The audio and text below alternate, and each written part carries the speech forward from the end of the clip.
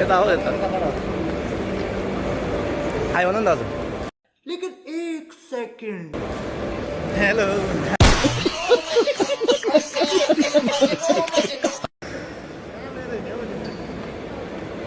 होला यार केटा